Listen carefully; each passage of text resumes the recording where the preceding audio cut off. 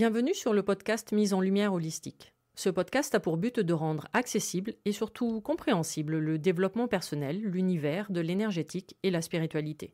Mise en lumière holistique est là pour vous apporter des clés de compréhension dans votre cheminement intérieur spirituel. Des clés pour avancer, comprendre et œuvrer sur vous-même. Je suis Véronique Thorezin, coach, mentor et thérapeute holistique quantique. Et c'est la maladie, une sclérose en plaques, maladie neurologique dont je suis atteinte depuis plus de 15 ans, qui m'a permis de découvrir et plonger dans le monde énergétique il y a plus de 10 ans maintenant. De par mes propres expériences, mes connaissances acquises, mes compréhensions qui sont devenues aujourd'hui mon expertise, je vous accompagne avec ce podcast pour un moment de partage, afin de vous permettre de transformer votre monde intérieur et votre vie pour retrouver votre pouvoir intérieur et votre souveraineté. Chaque semaine, seul ou avec des intervenants, j'aborderai de nombreux aspects de l'univers énergétique, tels le lâcher-prise, la confiance en soi, les différents plans de conscience, la médecine traditionnelle chinoise, ainsi que bien d'autres pratiques de la spiritualité. Et surtout, une notion chère à mon cœur, l'ancrage, la clé de votre être. Je vous souhaite la bienvenue pour ce moment d'écoute. Vous êtes un corps, une âme et un esprit.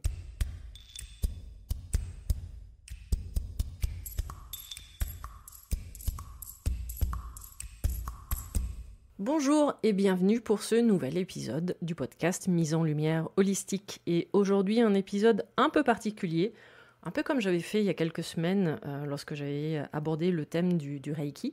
Là je suis dans la même configuration, c'est-à-dire que je suis seule devant mon micro et sans aucune note devant moi. Parce que sur l'idée, je suis censée vous parler de ma vie avec une maladie, mais de ma vie tout court, donc je pense quand même la connaître. Maintenant, je vais juste éviter de m'éparpiller et d'être concise. Là, par contre, ceux qui me connaissent savent que c'est pas forcément gagné d'avance. Donc oui, j'ai décidé dans cet épisode de parler un peu plus de moi et surtout de ma maladie, donc une sclérose en plaques. C'est vrai que jusqu'à présent, j'ai plutôt interviewé les personnes concernant leur maladie, soit l'endométriose, le cancer ou autre. Mais je me suis dit que ça pourrait être intéressant de parler de ma sclérose en plaques, de la sclérose en plaques en général, et du coup de tout le cheminement et mon parcours également spirituel, qui fait qu'aujourd'hui, je suis la personne que je suis aujourd'hui, et ce que je fais aujourd'hui, et c'est grâce à elle par exemple que je suis derrière ce micro en train de vous parler. Voilà, donc de rentrer vraiment dans cette compréhension. Donc déjà je suis de la team 76, donc je vous laisse faire les calculs. Et je suis tombée malade en 2004. J'ai eu mes premières poussées en 2004, donc ça commence à faire 18 ans. Mais finalement, cette maladie, donc sclérose en plaques, CEP, pour les intimes, je l'ai toujours connue, puisque tout simplement ma maman est tombée malade à ma naissance. Voilà. Donc j'ai toujours grandi avec cette maladie sous les yeux, en voyant ma mère et en observant ma mère. Donc la sclérose en plaques, déjà, c'est une maladie neurologique dégénérescente, oui. Faut pas que je fasse de faute. Donc neurologique parce qu'évidemment, ça touche principalement le cerveau. C'est-à-dire que ça touche les nerfs en fait. Plus précisément la myéline, la gaine qui sert de protection au niveau des nerfs. C'est un peu comme, je donne toujours cette image-là, c'est un peu comme si vos nerfs c'était des fils électriques et qu'à un moment donné, vous prenez un couteau ou un cutter et que vous donnez des coups dans cette gaine. Et du coup, ça signifie que la neurotransmission peut être compliquée selon les endroits où va se situer donc ces mini-coupures. C'est pour ça que, sincèrement, en 18 ans, même en 46 ans, du coup, je n'ai jamais observé de malade semblable. Parce que cette maladie a vraiment une multitude de facettes, dans le sens où elle peut attaquer les yeux, puisque moi ça a commencé comme ça par exemple avec une névrite optique, ma mère également d'ailleurs, puisqu'elle n'a plus du tout la vue à l'œil gauche par exemple. Ça va être des problèmes locomoteurs, ça va être des problèmes urinaires, ça va être des problèmes sexuels également, ça va être des brûlures intenses, ça va être des picotements, ou même qui peut se traduire par des coups de poignard. Enfin, c'est vrai que cette maladie a une multitude de facettes. Et en plus, j'ai compris très rapidement, la super bonne nouvelle, c'est qu'on ne peut pas mourir de cette maladie. Voilà, elle est invalidante. Et d'ailleurs, c'est la première cause d'invalidité, surtout chez les jeunes, après les accidents de voiture. Je crois que les derniers chiffres que j'ai en tête, elle touche à peu près 900 000 ou 1 million de personnes en France. Donc elle touche principalement les femmes. Je crois que les proportions, ça doit être 80-20, quelque chose comme ça. Et l'âge moyen pour tomber malade, c'est 28 ans, entre 28 et 30 ans pour les femmes. De mémoire, je crois que c'est un peu plus vieux pour les hommes. Enfin, moi, toutes les personnes que j'ai connues, hommes, avec atteinte d'une sclérose en plaques, généralement, ça a été autour de la quarantaine. Alors, comment évolue cette maladie ? Le mode principal, c'est par poussée. C'est-à-dire qu'il va y avoir une réaction inflammatoire au niveau des nerfs sur une durée, selon chaque personne évidemment, pouvant aller d'une semaine à 3 semaines, voire 1 mois. Ça, c'est le mode normalement le plus, on va dire, standard pour une sclérose en plaques. Sinon, après, il y a des poussées continues, c'est-à-dire que la personne est en réaction inflammatoire absolument tout le temps. Jusqu'à présent, le seul traitement pour justement contrôler ces poussées, c'est la cortisone, soit en cachet, mais le plus efficace, ça reste en Bolux, c'est-à-dire en intraveineuse pendant 1 à 2 heures par jour, soit sur une semaine, soit le temps que la réaction inflammatoire baisse, voilà. Donc moi, la sclérose en plaques s'est présentée à moi en 2004. Donc comme je vous ai dit au début, en fait cette maladie je l'ai toujours connue. Et ne me demandez pas pourquoi, mais au plus profond de moi-même, j'ai toujours su qu'effectivement j'allais l'avoir. Et en 2004, ça a commencé par des, j'allais dire petites poussées. Je ne sais pas s'il y a des petites ou des grosses poussées. Je me suis jamais posé la question, mais bon, ça a commencé par des picotements. Au niveau des mains, au niveau des bras. Picotements qui ont continué sous forme de petits coups d'aiguille, comme si j'avais c'est comme si on me piquait avec plein de bouts de verre. Donc toujours au niveau des bras et au niveau des mains.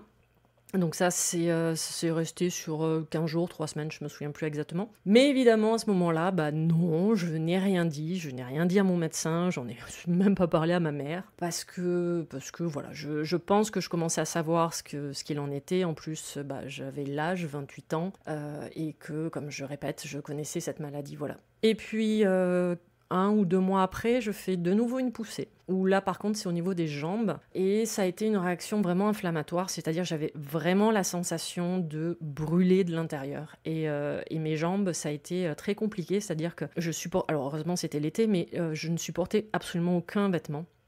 Juste déflorer même ma propre peau était vraiment... c'était horrible pour moi juste de sentir et d'effleurer au niveau de ma peau, c'était très très compliqué. Mais je n'ai toujours rien dit. Je vivais ma poussée tranquillement dans mon coin. Alors, est-ce que c'était un déni ? Sincèrement, j'en ai aucune idée. Peut-être. J'avoue que je me suis jamais posé la question à ce moment-là. Après, plus tard, non, je sais que c'était pas un déni, mais là, cette phase-là, j'en sais rien. C'était... un peu un mélange peut-être de fatalité, de me dire ok, bon j'ai ma sclérose en plaques, super, j'ai copié maman, génial, ça va pas m'empêcher de vivre. Je pense que c'était surtout ça à ce moment-là. Mais évidemment, elle m'a rattrapée et au mois d'octobre, j'ai fait une névrite optique. C'est-à-dire que j'ai perdu la vue à l'œil gauche en un week-end, 24 heures. Ça a commencé le vendredi soir et le samedi soir, je voyais plus rien de l'œil gauche, un peu comme un voile, c'est-à-dire que je ne voyais pas au centre, je voyais en périphérie, mais je voyais absolument pas au centre, et puis j'avais un effet un peu sableux dans l'œil, voilà. Et du coup, là, ouais, j'avoue, j'ai quand même dû un peu en parler, parce que dans mon boulot à ce moment-là, je conduisais, j'avais une voiture. Donc c'était un peu compliqué de prendre la voiture, compliqué voire dangereux même peut-être, de conduire avec du coup un seul œil. Donc j'en ai parlé à ma mère et aussitôt on a été voir le docteur et le docteur a aussitôt pris la décision de me faire hospitaliser. Donc pendant 1 semaine, j'étais hospitalisée avec mon fameux bolus de cortisone pour faire descendre la réaction inflammatoire. Et on en a profité pour me faire passer tout l'attirail de soins, c'est-à-dire, pas de soins mais d'examens, c'est-à-dire l'IRM, ponction lombaire, électroencéphalogramme, de passer tous les examens, et au bout d'1 semaine, ça allait beaucoup, beaucoup mieux, mais Mais le premier neuro donc, que j'ai rencontré, qui m'a suivi pendant cette semaine-là, a été totalement incapable de me dire que j'avais une sclérose en plaques. Voilà. C'est-à-dire que dans la même phrase, il me sortait alors votre maman a ça, mais comme c'est pas une maladie héréditaire, voilà. C'était à moi de finir la phrase, grosso modo. Alors que, sincèrement, hein, j'étais totalement prête à entendre vous avez une sclérose en plaques, puisque je le savais quand même, j'avais un modèle depuis 46 ans sous mes... Enfin non, depuis 28 ans sous mes yeux, donc j'étais totalement prête à l'entendre. Et donc ma mère voyant ça, et l'incapacité de ce neuro à ce moment-là, elle me prend la décision de me prendre rendez-vous avec son neuro également à elle, du coup, et lui par contre, ça fait à peine 2 minutes que je suis assise dans le fauteuil, il regarde mon IRM, me regarde, je me souviens toujours encore, et baisse ses lunettes, me regarde, remonte ses lunettes, regarde mon IRM, rebaisse ses lunettes, me regarde et me fait t'as une sclérose? Je dis oui, je sais, mais au moins là c'était dit, c'était clair, et je savais du coup ce que j'avais, et on avait mis un nom, même si au plus profond de moi-même je le savais. Donc là, on est début décembre, et donc il m'explique que maintenant, il y a des traitements, ce qui était le cas, puisque ma mère était également sous traitement, sous Avonex, s'il y a des infirmières qui passent par là. Mais il me dit que pour l'instant, je ne peux pas encore rentrer tout à fait dans les protocoles, donc on attendra. Et on a attendu 3 semaines, parce que 3 semaines après, donc pour Noël, pour les fêtes de Noël, je fais une nouvelle poussée, et là un peu plus grave, je sais pas si c'est le bon terme, mais toujours sur mes jambes, puisque je sais que ma faiblesse, ça reste mes jambes, et j'avais 2 bâtons.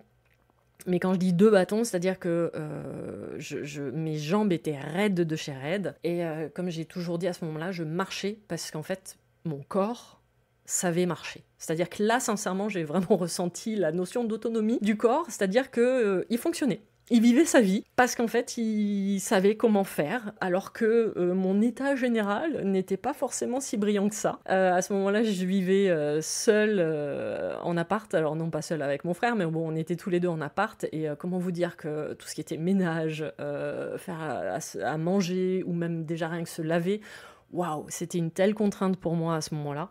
Mais en attendant, par exemple, j'ai pas du tout été arrêtée au niveau du boulot. Je continue à aller bosser tous les jours. Limite, je pense que c'était même une soupape à un moment donné, par rapport à ça. Et c'est vrai que là, par contre, du coup, en discutant avec le neuro, en lui annonçant que j'avais cette nouvelle poussée, il a décidé de me faire entrer dans un protocole. Et ce protocole, c'était de me faire choisir un traitement. Et donc, j'avais assisté à plusieurs réunions avec des infirmières qui étaient même venues à la maison pour m'expliquer. Et j'ai pris à ce moment-là la décision de prendre le Rebif 44, c'est de l'interféron. Alors de mémoire, l'interféron, je crois que c'est une protéine que le corps fabrique de lui-même, mais certaines personnes en manquent, et apparemment ils avaient observé que les personnes ayant une sclérose en plaques n'arrivaient pas à la fabriquer ou la synthétiser, je ne sais pas exactement les bons termes. Et donc j'ai choisi le Rebif 44 qui consistait en 3 injections sous-cutanées par semaine, et ça correspondait à mon rythme parce que j'avais pris à ce moment-là la décision de me piquer moi-même en fait, de me faire ma propre piqûre tous les 2 jours, et j'évitais de faire venir une infirmière pour le faire. Elle m'avait montré comment le faire et c'était pas si compliqué que ça, donc comme ça au moins je restais indépendante par rapport à ça. Par contre, l'effet qui se coule, super agréable, c'est que si parce que je me piquais le soir juste avant de me coucher, et si j'oubliais par contre mon cachet d'ibuprofène, c'était cool, j'avais la grippe toute la nuit à me lever en claquant des doigts, donc ne surtout pas oublier son cachet d'ibuprofène quand je prenais mon traitement. Voilà, donc ça a été ma vie pendant de nombreuses années, avec le train-train, puisqu'à ce moment-là, en plus, en même temps, la même semaine où on m'annonçait du coup ma sclérose en plaques officiellement, je signais mon premier contrat de franchise avec mon frère, avec mon frère dans la franchise dans la restauration rapide. Et comment vous dire qu'à ce moment-là, le rythme du travail a vraiment pris le dessus. C'était la mise en place de trouver le magasin, de monter le magasin, de tout construire, et puis ensuite les formations, et ensuite commencer le rythme, et le rythme dans la restauration rapide, c'est un rythme quand même où on pouvait bosser 70, 80, 90 heures par semaine, juste d'ouverture, parce qu'après il y a tout le reste à côté qu'on a tendance à oublier. Donc comment vous dire que à ce moment-là, sincèrement, ma sclérose en plaques, elle Elle est là, mais je la mets de côté en fait. Je m'apitoie pas sur mon sort. C'est à aucun moment, c'est pour ça que je vous ai parlé de déni tout à l'heure, mais là par contre à ce moment-là, ça j'en suis sûre et certain, il n'y a pas de déni de ma part. C'est juste que je ne lui laisse pas de pouvoir. À aucun moment, je me suis positionnée en tant que victime vis-à-vis d'elle. Alors je pense que j'ai eu ce comportement totalement inconsciemment, évidemment. Mais je me suis jamais plainte, presque parce que j'avais envie de dire, j'avais pas le temps de me plaindre en fait. Elle était là, et je disais toujours, mais en fait ma sclérose en plaques, elle est là 3 fois par semaine pendant 2 minutes au moment où je dois me piquer. Parce que, ce que j'avais expliqué aux infirmières lorsqu'on avait échangé, je leur avais dit, j'ai un avantage et un inconvénient. C'est que l'avantage, je connais la maladie. L'inconvénient, c'est que je connais la maladie. Donc, c'est parce que toutes les personnes qui ont des scléroses vous le diront, ou on leur dit très facilement et très rapidement, attention, tu as une épée de Damoclès au-dessus de la tête, c'est-à-dire qu'on ne sait jamais comment ça va évoluer, parce qu'évidemment, les poussées, c'est pas qu'elles se prévoient pas, c'est que, alors maintenant avec le recul, je sais comment ça fonctionne, mais c'est vrai que voilà, c'est toujours là on comprend vraiment la notion d'instant présent en fait. De profiter de la vie. Parce que du jour au lendemain, oui, vous pouvez retrouver avec une canne, en fauteuil roulant. Ma mère, sa première poussée, elle tombe malade à ma naissance et se retrouve en fauteuil roulant dès ma naissance. Donc voilà, c'est vrai que je me suis jamais positionnée en tant que victime. J'ai toujours fait mes injections 3 fois par semaine, mais pendant ces 2 minutes, point. Et après tout le reste, c'était Véro qui était à ce moment-là chef d'entreprise, qui vivait sa vie, qui devait avancer et qui ne s'apitoyait pas. C'est-à-dire que si je loupais une marche pour X raison, j'allais pas m'engueuler, j'allais pas engueuler la maladie, c'est-à-dire que j'allais pas dire ouais mais tu comprends, j'ai loupé la marche parce que j'ai une sclérose en plaques. Non, j'ai loupé la marche, point. T'avais Véro, t'avais qu'à lever le pied plus haut, voilà, t'avais qu'à le voir, ou quand j'étais fatiguée, c'était pas du style ah mon dieu mais je suis fatiguée parce que j'ai une sclérose en plaques. Non, je suis fatiguée, je vais faire la sieste, je récupère. J'ai eu, j'avoue, l'énorme avantage de toujours récupérer en dormant. C'est un bon exercice pour moi de récupération. Donc j'allais me coucher une demi-heure, 1 heure ou 2 heures s'il y avait besoin, et je récupérais comme ça de ma fatigue, mais jamais sans m'apitoyer, de me dire ah mon dieu j'ai une sclérose en plaques, voilà. Parce qu'en même temps, c'est vrai que j'avoue que j'ai jamais eu ce modèle non plus sous les yeux. Ma mère a toujours été très indépendante. Déjà, au tout début, alors je reprends. Elle était en fauteuil roulant et pendant 6 mois, je crois, de mémoire, il faudrait que j'en reparle avec elle. Et c'est un magnétiseur, en fait, qui avait sorti ma mère du fauteuil, qui venait juste en plus de s'installer. C'est un petit jeune qui venait de s'installer. Alors, on est en 76, petit rappel. Et du coup, il a accompagné ma mère. Et du coup, c'est lui qui a accompagné pour faire sortir ma mère du fauteuil roulant. Et ça a été la seule fois où elle a été en fauteuil roulant depuis, du coup, 46 ans. Et à la maison, j'ai jamais vu ma mère marcher avec une canne. Alors, si, ces derniers temps, mais bon, elle commence à être âgée. Mais à la maison, voilà, elle a toujours marché. Elle se servait uniquement de la canne à l'extérieur, et encore à partir d'un certain âge, pour... c'était plus une sorte de défense, en fait, vous voyez, d'armure. C'est-à-dire que comme ça, les gens voyaient la canne... pas tout le monde, du style « Ah, attention, il faut faire attention à la dame, il ne faut pas la bousculer ». Voilà, c'était vraiment la canne à ce moment-là, elle servait à ça. Mais sinon, après, j'ai toujours vu ma mère conduire. Alors, travailler, non, parce qu'elle n'avait pas le droit vis-à-vis de la sécurité sociale, qu'elle était considérée comme handicapée. Alors, à l'époque, c'était la Cotorep, maintenant, je crois que c'est la MDPH.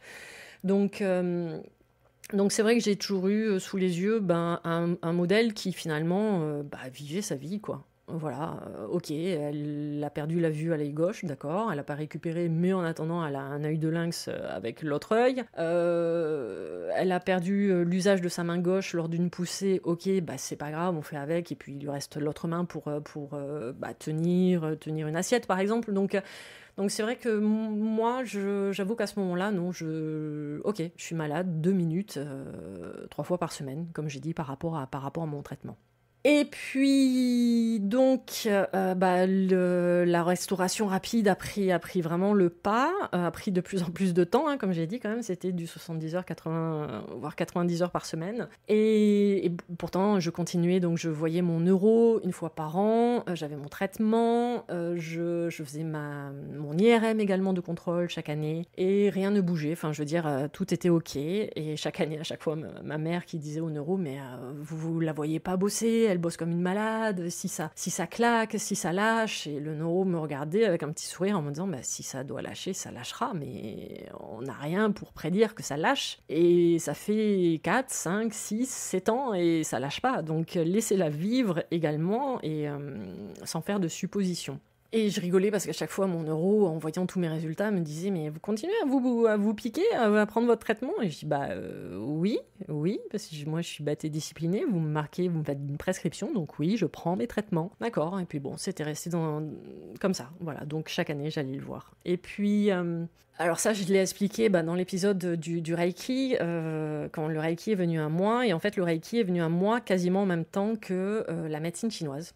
C'est-à-dire qu'à ce moment-là, on a 3 magasins, ou 2, je sais plus, avec mon frère. Et je me dis que ça serait bien quand même que je commence un peu à m'occuper de moi, à prendre soin de moi, parce que, ok, j'ai mon traitement, mais j'ai un rythme un peu de malade quand même, donc ça serait bien que je commence un peu à vraiment m'occuper de moi. Et puis je commence à chercher, à taper sur Internet. La naturopathie, à ce moment-là, il y a 12 ans, était super à la mode. De faire les études, ouais, mais ça me plaisait pas, parce que ça accrochait pas. Et puis en fait, il a fallu juste que je prenne un avion, justement, où on allait à une convention sur Paris avec mon frère pour la franchise pour laquelle nous travaillons. Et donc je passe 1 heure à côté de mon frère, et ça faisait un petit moment qu'on ne s'était pas vu parce qu'on était dans 2 départements différents. Et au moment où donc on échange, comment ça va? Et ouais, moi ça va et tout. Et puis il me dit, ah tiens, en fait, hier j'ai vu un médecin traditionnel chinois, un petit jeune là qui fait ses études, et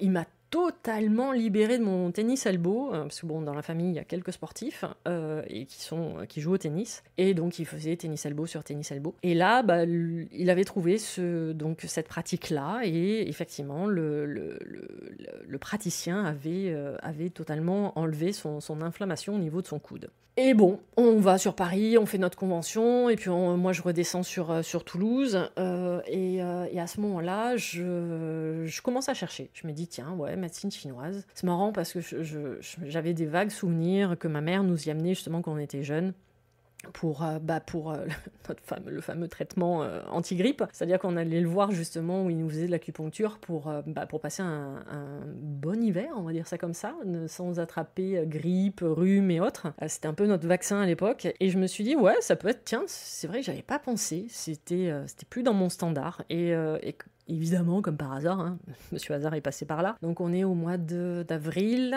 je cherche sur Internet, je tape école médecine chinoise Toulouse, et il y a une journée porte ouverte pour une certaine école. Un mois après, ou mi-mai ou mi-juin, je sais plus, et j'y vais, et j'y participe, et là en fait j'ai l'impression d'être à la maison. Et au mois de septembre, je fais ma rentrée. Voilà comment ça s'est passé pour le début de mon cheminement vis-à-vis de la médecine traditionnelle chinoise. Et du coup, la même semaine de ma rentrée, je découvre le Reiki, et je commence le Reiki. Et ça, je vous laisse le découvrir dans l'épisode du Reiki, il y a quelques semaines, où j'explique mon parcours par rapport à cette pratique-là également. Et donc, je chemine du coup en parallèle avec ma médecine chinoise, médecine traditionnelle chinoise, et le Reiki. Et je commence à prendre du temps pour moi, même s'il y a toujours le boulot, hein, il y a toujours la restauration rapide, il y a toujours le côté chef d'entreprise, à devoir tout gérer. Mais voilà, mon passe-temps, parce que passe-temps qui va prendre beaucoup de temps quand même, on va pas se mentir, parce que même si c'est qu'à l'époque c'était un week-end par mois, oui, le week-end de cours, mais après il faut bosser à la maison. Et là, ça prenait vraiment beaucoup de temps. Ça prenait beaucoup de place également au niveau du salon et de la salle à manger. Je ne savais plus où était ma table sous la tonne de livres. Et il a fallu... je crois que c'est arrivé rapidement. Ça devait être un deuxième ou troisième week-end, en fait, de ma première année, où on se retrouve en binôme Donc je suis avec une autre personne pour faire les TP en fait, TP et TD, et c'est-à-dire que on va quand même apprendre à pratiquer l'acupuncture les uns sur les autres. Donc du coup, on vient à discuter, donc le prof nous donne la liste de points qu'il faut qu'on arrive à localiser sur le corps, et ensuite évidemment à piquer avec une aiguille d'acupuncture. Et j'en parle quand même à la personne en lui disant, voilà, j'ai une sclérose en plaques. Parce que c'est quelque chose, ah oui, j'en ai pas parlé dès le départ, mais elle s'est jamais vue sur moi. Enfin, je veux dire, il y a rien, si vous me croisez dans la rue, à part, le fait que je sois en surpoids et que j'ai peut-être des difficultés au cas où, mais on peut mettre ça rapidement sur le côté du surpoids. Il n'y a rien dans ma démarche ou dans ma manière d'être qui fait que c'est flagrant que j'ai une sclérose en plaques, je suis pas en fauteuil, je suis pas avec une canne. Donc c'est vrai qu'il y a de très nombreuses personnes qui m'ont longtemps côtoyé, qui n'ont jamais su et qui ne savent peut-être toujours pas aujourd'hui que j'ai une sclérose en plaques. Mais ça n'a jamais été quand même un sujet tabou, c'est-à-dire c'est pour ça que sur les bancs de la médecine chinoise, quand on est venu justement à parler de certains points et tout, moi j'ai préféré mettre à l'aise absolument tout le monde, même les profs, en leur disant voilà, j'ai une sclérose en plaques, du coup, est-ce que ça peut poser problème, est-ce que certains points peuvent interférer ou quoi que ce soit, et chaque fois les profs me disaient non, pas du tout. Et donc avec mon petit binôme à l'époque, de première année, quand on vient en parler, et là j'ai droit à ma punchline de ma vie, on peut dire ça comme ça, de la vie d'avant et de la vie d'après, celle qui a vraiment servi de bascule, où elle me regarde et elle me dit mais pourquoi t'es malade ? Et là, comment vous dire qu'il y a eu quand même un blanc ? Ouais, on va pas se mentir. Où je me souviens encore, je la regarde et en me disant, alors attends, qu'est-ce qu'elle vient de dire ? Comment ça ? Pourquoi je suis malade ? Et elle me dit, oui, pourquoi t'es malade ? Je dis, j'en sais rien, moi, pourquoi je suis malade ? Mais quelle question ? J'ai une sclérose en plaques, point. Elle me dit, non, t'as une sclérose en plaques, oui, mais il y a bien une raison. Et là, j'ai dit, ok, va falloir que tu développes. Et on a développé. Elle l'a développé et elle m'a attendu, alors pas ce week-end-là, mais elle me l'avait amené pour le week-end suivant. Ça a été mon premier livre dans le développement personnel, c'était de Gérard Attias, et c'était La maladie. Mais là, avec le langage des oiseaux, c'est-à-dire la maladie. Et ça a été une révélation. Ça a été vraiment une révélation de me dire, ah ouais, ok, d'accord, donc j'ai choisi ma maladie. Elle a en plus un message à me faire passer, et c'est comme ça que je suis tombée vraiment dans la marmite à ce moment-là du développement personnel. Alors en 2010-2011, je sais même pas si le terme développement personnel est connu, il doit sûrement l'être, mais c'est vraiment pas à la mode, c'est vraiment pas ce que c'est aujourd'hui. Et donc du coup je lis un livre, j'achète le tome 2, le tome 3, en plus en parallèle de mes études de médecine traditionnelle chinoise et du Reiki en même temps. Et je continue à cheminer, j'échange énormément avec elle, et là à chaque fois elle me donne plein de clés, et même toutes les autres personnes que j'ai rencontrées via soit le Reiki, soit la médecine traditionnelle chinoise, à chaque fois, toutes les personnes me donnaient des clés. Et c'est comme ça que j'ai vraiment cheminé dans la compréhension. Et je me servais en parallèle de toutes les techniques. C'est-à-dire que je me servais de la médecine chinoise pour aller bien. J'allais dire mieux, mais en même temps je me sentais très bien, donc pour me sentir bien ou encore mieux, et je me servais du Reiki pour justement commencer à travailler sur toute cette notion d'énergétique, plus tous les livres, plus toutes les conférences auxquelles j'ai assisté, conférences de Lise Bourbeau, toutes les conférences que j'ai vues également sur internet, et j'ai vraiment commencé à approfondir de pourquoi, comment et dans quelles conditions je suis tombée malade. Ça a été vraiment ce cheminement-là que j'ai commencé. C'est-à-dire que le développement personnel, pour moi, il a vraiment commencé de cette manière-là. Pourquoi, comment et dans quelles conditions je suis tombée malade. Et en parallèle, je vais toujours voir mon neurologue une fois par an. En parallèle, je continue toujours à passer mon IRM de contrôle. Je continue mon traitement, évidemment, à ce moment-là. Voilà. Et même avec le neuro, de temps en temps, on échange justement, parce qu'évidemment, il veut prendre des nouvelles et de qu'est-ce que je fais. Et je lui explique que j'ai commencé justement des études en médecine traditionnelle chinoise. Je crois que j'ai pas trop parlé du Reiki. Je pense que je suis restée sur des notions un peu plus connues, on va dire, pour la médecine. Et donc du coup, voilà, je reste vraiment sur cette démarche-là. Et je cheminais, et plus j'avançais, et de comprendre que finalement, j'ai la sclérose en plaques, d'accord, quelle est la symbolique également de la sclérose en plaques, comment moi je l'ai appliquée dans mon quotidien, parce qu'en fait, j'ai compris pourquoi quand je suis tombée malade, quand j'ai eu les toutes premières poussées, je vous ai dit tout à l'heure, je me posais la question si j'étais dans un déni, mais en fait, j'étais pas dans un déni, c'est-à-dire que là, j'étais en position à ce moment-là de sauveur, dans le sens où mon père et mon frère ont eu 2 accidents en parallèle, et qui les ont immobilisés tous les deux, puisque un c'était quand même plâtré sur le haut du corps, l'autre c'était plâtré au niveau des chevilles, donc en fauteuil roulant, et au milieu ma mère, et que je devais gérer en fait toutes ces 3 personnes, en plus de me gérer moi-même, en plus de gérer mon quotidien, ma vie professionnelle, où c'était très compliqué également à ce moment-là, parce que j'étais dans la fonction publique contractuelle, privée, mais dans la fonction publique, et que je crois de mémoire qu'il devait y avoir sûrement une grève. En fait, je me suis mise de côté.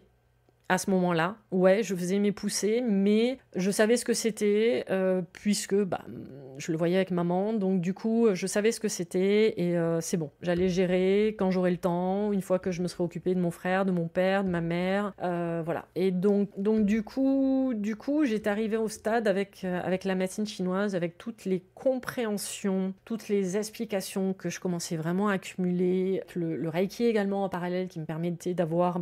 de commencer ma boîte à outils à ce moment-là, de commencer à avoir plein d'exercices sous le coude, de me dire « Ah ok, mais du coup, je viens de comprendre ça dans le livre, je viens de faire le parallèle avec ma vie, avec ce que j'ai vécu, ce que je suis en train de vivre, du coup, ok, ah mais génial, j'ai dans ma boîte à outils Reiki plein d'exercices qui vont me permettre d'approfondir ça, de faire ci, de faire là. » Et donc j'ai commencé vraiment à mixer absolument tout, de mixer tous les outils que je commençais à acquérir au fur et à mesure. Parce que oui, il y a eu effectivement médecine chinoise qui a duré 4 ans et demi. Il y a le Reiki qui m'a, avec lequel j'ai cheminé presque 7 ans, entre premier, deuxième et troisième degré.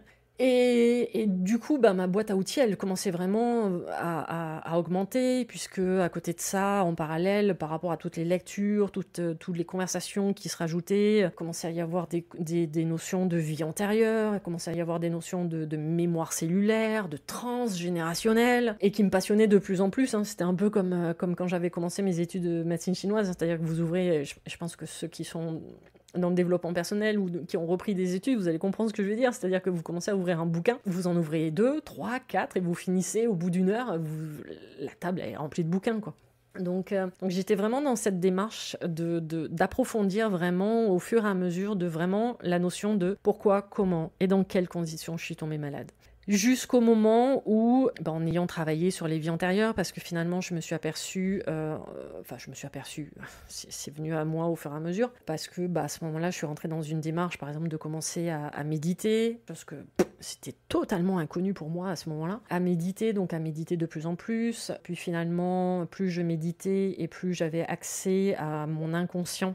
Et il y a des choses qui remontaient, c'est-à-dire que j'avais pas besoin de séance d'hypnose en fait pour faire remonter les informations. Il suffisait juste que je me mette en état méditatif, alors juste c'est un grand mot, mais et finalement plus tard j'ai compris que j'avais accès à ce qu'on va appeler ces mémoires akashiques, c'est-à-dire que j'avais accès finalement à ma grande bibliothèque de toutes mes vies, et le plus naturellement possible, sans même que je cherche à le faire. C'est venu à moi, donc du coup j'approfondissais, je grandissais au fur et à mesure, je prenais des notes, j'essayais de faire vraiment j'ai toujours utilisé cette notion-là, en fait, je montais mon puzzle.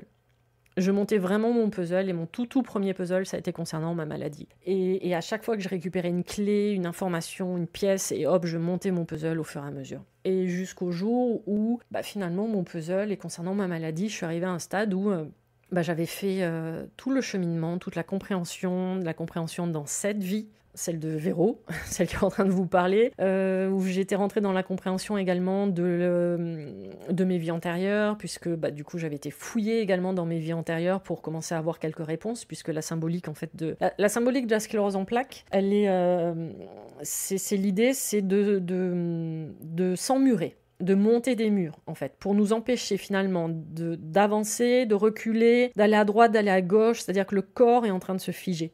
Le corps, le but c'est de se mettre en mode sécurité, protection, derrière un mur, et presque limite, comme ça personne ne va nous emmerder. on va pas se mentir. Et vraiment, comme ça, je ne passe plus à l'action et je suis plus capable de passer à l'action. Mais moi, il y avait vraiment cette notion de mur. En plus, accessoirement, petite, non pas petite, c'est fille de maçon. Enfin, mon père a toujours été dans le bâtiment, donc je trouvais ça toujours très très drôle, effectivement, de me dire, ok, alors moi, je monte les murs comme mon papa et je récupère la sclérose en plaques comme ma maman. Ouais, génial. je trouvais la vie tellement, voilà, fascinante, et de toutes ces compréhensions à un moment donné, de me dire, mais c'est tellement évident. Bah ouais, parfois, pourquoi rendre les choses compliquées alors que parfois c'est super simple. Et donc du coup, ouais, j'avais compris également par rapport à la sclérose en plaques, il y avait une notion justement de rigidité et j'avais quand même, alors ça, moi je l'avais à fleur de peau depuis très très très longtemps, mais là c'était l'époque où c'est vraiment ressorti d'avoir des vies de guerriers en fait.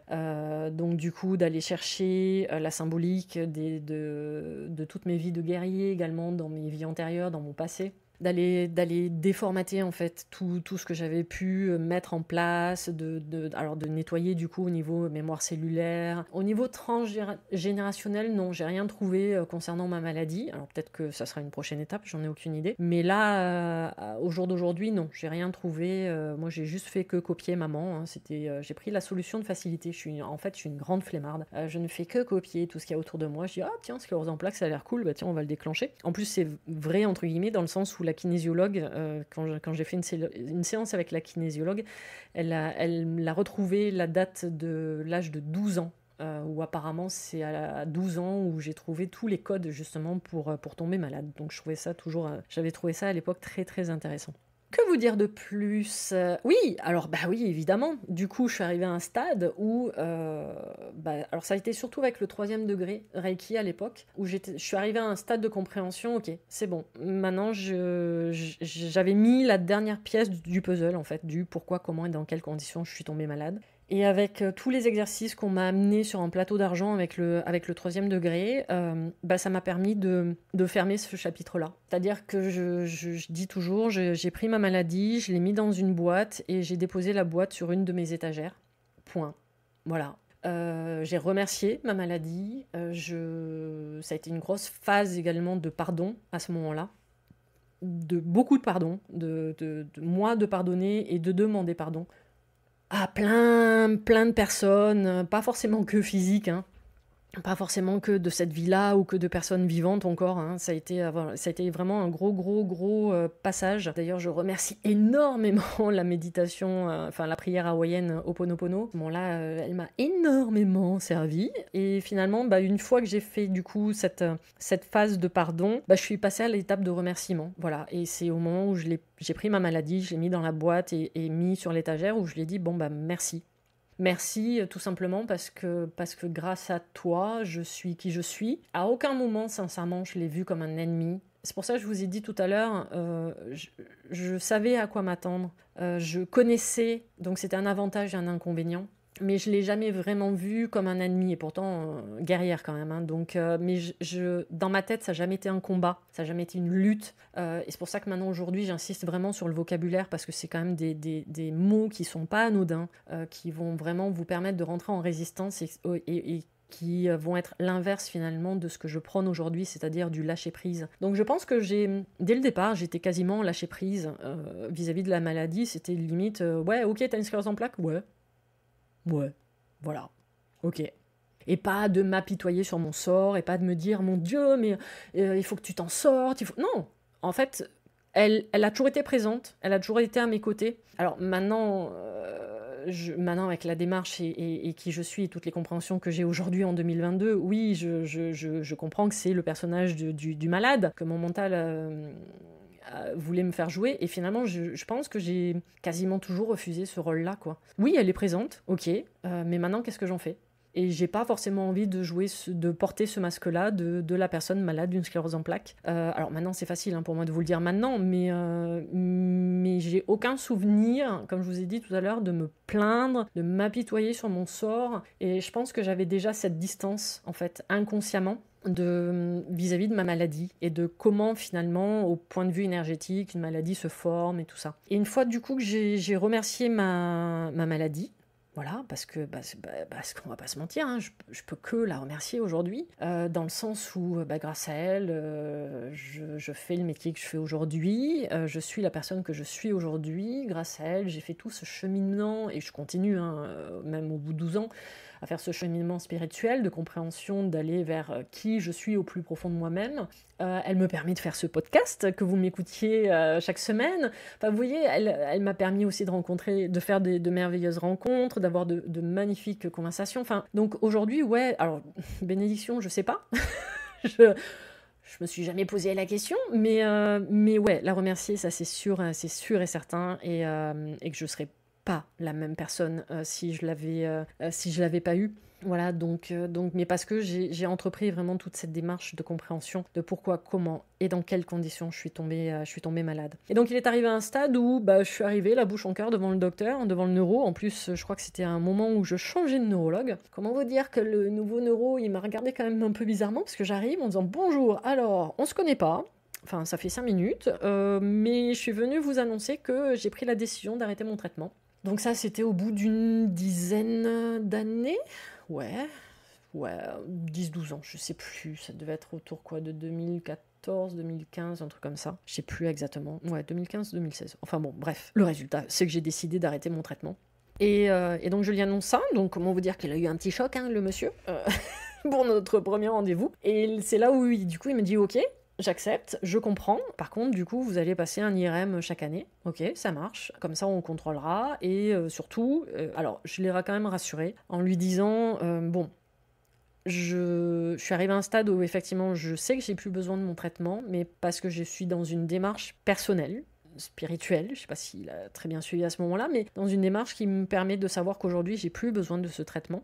Par contre, effectivement, je joue votre jeu, c'est-à-dire vous voulez que je passe un IRM chaque année, je passe mon IRM chaque année, on continue à se voir chaque année, il n'y a aucun problème à ce niveau-là. Si un jour vous voulez que je vous explique mon parcours, je vous expliquerai mon parcours, mais voilà, je garde toujours en tête que si un jour je dois reprendre mon traitement, je reprendrai mon traitement. Ça n'a jamais été un non ferme et définitif. J'ai toujours laissé la porte ouverte.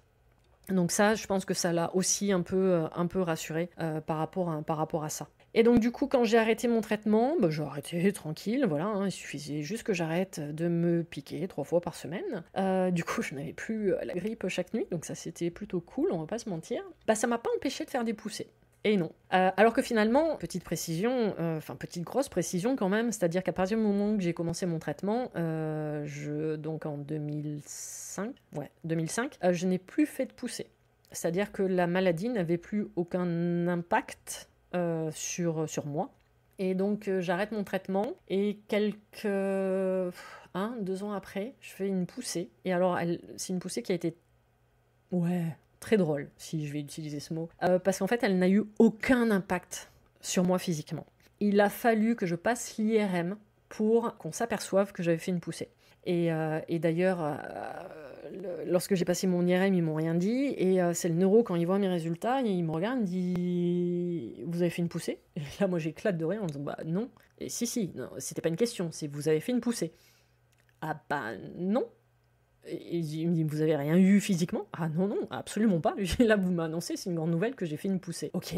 Donc évidemment, n'ayant eu aucun symptôme physique, même pas de douleur, même pas de picotement, de chaleur ou quoi que ce soit, du coup, aucun traitement, évidemment.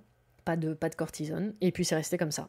Et la dernière poussée, elle remonte à la naissance de Nov. Nov, c'est un de mes chiens. Alors, pour ceux qui me suivent sur Instagram, la voient régulièrement en story. C'est-à-dire qu'à ce moment-là, donc, sa maman, la maman de Nov, donc du Rottweiler, a eu une portée de 8 chiots qui sont nés à la maison. Donc, du coup, j'avais 8 chiots. Je devais m'occuper de 8 chiots, plus des parents. Donc, ça faisait 10 chiens à la maison, où je me suis occupée d'eux pendant 2 mois. Mais vraiment occupée, c'est-à-dire que, alors quand c'est bébé, ça va, c'est bien parce que ça a les yeux fermés, ça tête maman et tout, donc c'est pas très chiant, on va dire ça comme ça. Mais quand ça commence à bouger, quand ça commence à ouvrir ses yeux, quand ça commence vraiment à bouger, puis à manger autre que le lait de maman, enfin du coup il faut s'en occuper. Donc grosso modo, j'ai quasiment vécu recluse pendant 2 mois. de 6 h du matin jusqu'à minuit le soir. Et donc,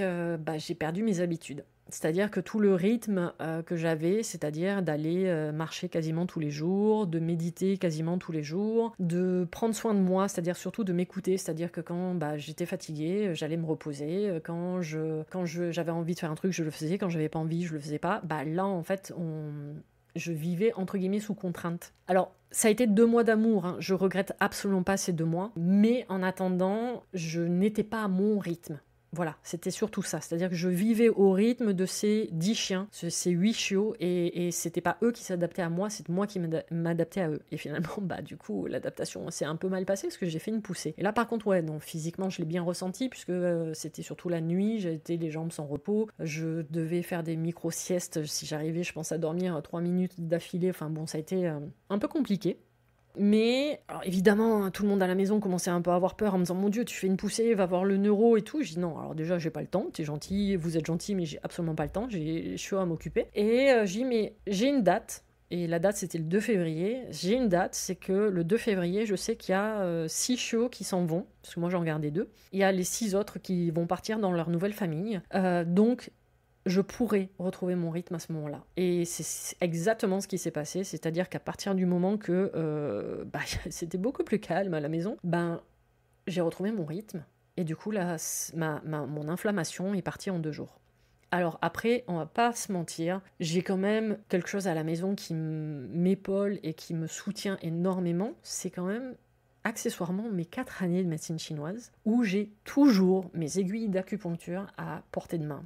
Et c'est vraiment, vraiment, vraiment ça qui, aujourd'hui, et à ce moment-là, surtout à ce moment-là, qui m'ont vraiment permis de calmer l'inflammation et de retirer toute la chaleur qui était en train de naître en moi et de s'enflammer, et du coup de me faire une poussée de sclérose en plaques. Puisque, oui, alors je sais même pas si je l'ai dit, mais bon voilà, une sclérose en plaques, c'est une maladie inflammatoire. Donc du coup, voilà, quand ces chiots sont partis, j'ai gardé uniquement les miens, j'ai retrouvé mon rythme, j'ai retrouvé mes habitudes, c'est-à-dire de prendre soin de moi en fait. J'ai retrouvé vraiment ça, de prendre soin vraiment de moi, et ça fait que du coup ma ma poussée est partie le plus naturellement possible. Et aujourd'hui, donc mon neuro a su ma sclérose en plaques, ma poussée que lors du rendez-vous, lorsqu'on s'est vu 6 mois après.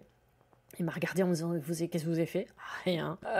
Dans le sens où non, j'ai pris aucun traitement à part l'acupuncture, et que l'inflammation était totalement partie à ce moment-là. Voilà. Voilà, ça fait que du coup, ma dernière poussée, ça date à la naissance de Nov. Donc, et Nov est née en 2016. Ouais, 6 ans.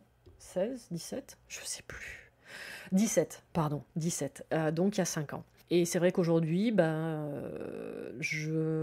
la maladie, comme je vous ai dit tout à l'heure, elle n'a jamais eu d'impact sur moi, elle n'a jamais pris le dessus. Je ne lui ai jamais laissé la place de prendre le dessus sur moi. Et je trouve très drôle, alors moi, j'avoue, je ne lui ai jamais donné de nom. Mais par exemple, dans un ancien épisode, vous avez Héloïse qui a appelé ses cancers Martine. À l'époque, moi, j'avais vu également le documentaire de Marine... je ne sais plus son nom de famille... Barneras, pardon. Le documentaire qu'elle avait fait sur sa vie, sur Rosie, et elle y avait donné le nom de Rosie. Et j'avoue que même à l'époque, je me dis, mais quelle idée de donner un nom à sa maladie. Je trouvais ça bizarre. Alors maintenant, avec le recul que j'ai et les connaissances que j'ai, je comprends totalement. Mais même si je lui ai jamais donné de nom, en fait, je lui ai jamais laissé le pouvoir. J'ai toujours gardé le pouvoir sur ma maladie. Je lui ai jamais donné la liberté qu'elle aurait peut-être voulu avoir. J'ai vraiment toujours gardé non, j'ai ma vie. Elle représente qu'une part de ma vie. Elle ne me représente pas. Je ne me suis jamais identifiée à ma maladie. Elle m'a jamais servi d'excuse. Alors si, je suis en train de vous mentir. Elle m'a servi d'excuse que dans un seul contexte, pardon, il faut déjà savoir parler. C'est-à-dire que de me justifier pour le fait que je ne veuille pas d'enfant.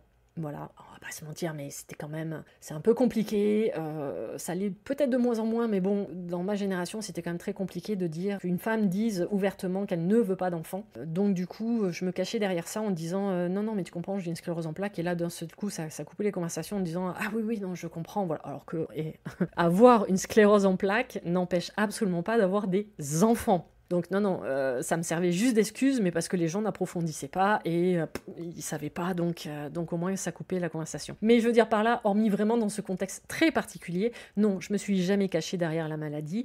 Elle était là, elle était présente, mais comme j'ai dit, 3 minutes, 3 fois 2 minutes par semaine, et que le reste, si j'étais fatiguée, si je loupais un truc, si j'arrivais pas, c'était moi Véro, et pas ma sclérose en plaques, pas ma SEP. Voilà. Ouais, il va être long cet épisode. Sans notes. Alors je m'excuse pour toutes les bafouilles peut-être qu'il y a eu, sûrement d'ailleurs, qui seront sûrement pas coupées au montage, mais ça on s'en fout. Si vous avez sincèrement des questions, n'hésitez absolument pas à venir échanger avec moi. Pour vraiment en parler de la maladie. Alors c'est vrai qu'aujourd'hui, du coup, c'est vraiment mon credo d'expliquer aux gens qu'on ne tombe pas malade par hasard, que la maladie à chaque fois a un message de compréhension. Et comme je dis, moi, c'est pour ça que je la remercie aujourd'hui, c'est-à-dire que je ne serais pas la même personne si j'avais pas eu cette démarche. Et je remercierai toujours cette personne qui m'a lancé cette punchline de « mais pourquoi t'es malade ?» et qui m'a permis de rentrer dans ce cheminement de développement personnel. Alors, on va pas se mentir, je suis très heureuse d'avoir fait cette démarche-là il y a 12 ans maintenant, parce qu'aujourd'hui, il y a tellement de trucs sur le développement personnel, je pourrais presque limite faire un épisode spécialement sur ça, mais je risque de pas forcément être très sympa et très agréable. Mais bon, passons vraiment de rentrer dans cette démarche. Et c'est vrai que ce que j'explique aux gens, ils ont toujours un peu de mal, justement, à comprendre, c'est-à-dire que moi, tout ce que j'ai fait jusqu'à présent, ça a toujours été pour moi et uniquement pour moi. Maintenant, oui, je me sers dans mon métier thérapeute holistique, je me sers de tous ces outils qui m'ont servi, mais parce que j'ai été mon propre cobaye, et j'ai toujours été mon propre cobaye. C'est-à-dire que je n'ai jamais appris, que ce soit avec le Reiki, avec la médecine chinoise, avec les mémoires akashiques, avec les mémoires cellulaires, avec toutes les diplômes que j'ai, mais toutes les études ou toutes les formations que j'ai faites, ça n'a jamais été dans un but d'apprendre un métier, mais ça a toujours été dans un but personnel de compréhension de qui je suis. Ça a vraiment toujours été cette démarche-là. Et même encore aujourd'hui, quand par exemple, il y a 3 ans, je prends la décision de me former à l'hypnose quantique régressive, c'est pas pour l'utiliser sur les autres personnes. C'était vraiment pas dans ce but-là. Maintenant, oui, c'est le cas. Mais avant tout, c'était pour moi. C'était pour l'expérimenter, c'était pour aller beaucoup plus profondément dans toutes mes connaissances, dans mes recherches, parce que même si j'ai commencé ma démarche il y a 12 ans au niveau de la spiritualité, même si j'ai effectivement remercié ma CEP et que je l'ai mis dans une boîte et qu'elle est sur mon étagère, ça ne m'empêche pas de continuer toutes mes démarches, de continuer dans la compréhension de qui je suis aujourd'hui et de continuer vraiment à approfondir encore plus certaines notions que j'ai pu acquérir, de continuer mes puzzles. Je vous ai parlé de puzzles tout à l'heure, et je continue de plus en plus à faire de puzzles. Maintenant, peut-être que les puzzles sont moins grossiers, on va dire, qu'il faut peut-être les affiner au fur et à mesure, à chaque étape, à chaque évolution. Mais ça m'empêche pas du tout de continuer cette démarche-là. C'est-à-dire que je ne me repose pas sur mes lauriers, dans le sens où c'est pas parce que, ok, c'est bon, j'ai compris ma maladie, que je la mets de côté et que, du coup, je vis... je vis une vie cool, il n'y a pas de souci à ce niveau-là, mais ça m'empêche pas de continuer à prendre soin de moi. J'ai toujours mes aiguilles d'acupuncture sur ma table de nuit à côté de moi. Quand je sens justement que ça, de temps en temps, il y a un peu de colère, un peu de frustration ou autre qui est là, que j'arrive pas à retrouver un rythme sur la journée, que j'ai pas réussi forcément à me reposer, du coup, je vais sortir les aiguilles et comme ça de pouvoir m'occuper de moi. Voilà. Et c'est pour ça que ce que j'explique, c'est que je suis toujours ma priorité. Je reste ma priorité. Et je pense que la naissance de Nov, par exemple, m'a vraiment permis de comprendre encore plus cette notion-là de je suis ma priorité. Même si, comme je dis toujours, je regrette pas, ça a été 2 mois d'amour avec ces 8 chiots, mais en attendant, ils sont devenus ma priorité et je l'ai payé cash au niveau de ma santé, au niveau de ma sclérose en plaques. Voilà. Presque 1 heure, j'en sais rien, et c'est pas grave. J'espère avoir été claire. J'ai peut-être pas tout dit, mais ça sera peut-être l'occasion d'un prochain épisode, selon les questions que vous aurez, si vous en avez. J'espère que ça vous a permis de mieux comprendre qui je suis, j'en sais rien, mais ma démarche vis-à-vis de ma sclérose en plaques, ma démarche vis-à-vis de la spiritualité, ma démarche de compréhension, la compréhension de d'où j'en suis, et voilà, c'est déjà pas mal quand même. Et merci infiniment d'être arrivé jusque-là et de m'avoir écouté pour cet épisode un peu spécial. Qu'est-ce que je peux vous dire ? À la semaine prochaine ? Ouais, à vos prochaines écoutes et à nos prochaines aventures et j'espère un merveilleux moment à vous et à très vite pour un prochain épisode. Petite aparté rectificative, c'est une maladie dégénérative et pas dégénérescence et c'est également la première cause de handicap après les accidents de voiture pour les jeunes. Voilà, et du coup, vous voyez également que la sclérose en plaques, selon où elle se place, ça peut provoquer des troubles de la mémoire et même des troubles de la parole. Voilà, je referme la parenthèse. Vous pouvez me retrouver sur les réseaux sociaux, Instagram principalement, également sur la chaîne YouTube ou encore sur Telegram. Toutes mes prestations, coaching ancrage, initiation Reiki, les séances d'hypnose quantique régressive ainsi que les soins hypnoméditatifs, vous pouvez les retrouver sur mon site internet www.lesclésdelame.fr, clé avec un F. Et petite nouveauté, si vous souhaitez soutenir ce podcast ou tout mon travail de partage de contenu gratuit, n'hésitez pas, une cagnotte Tipeee a été ouverte et vous avez le lien dans le descriptif pour faire un don. Merci à vous. Pour ne manquer aucun des prochains épisodes, n'hésitez pas à vous abonner sur votre plateforme d'écoute favorite, à commenter, à noter et même partager le podcast Mise en Lumière Holistique. Vous êtes un corps, une âme et un esprit et n'oubliez jamais, vous êtes précieux.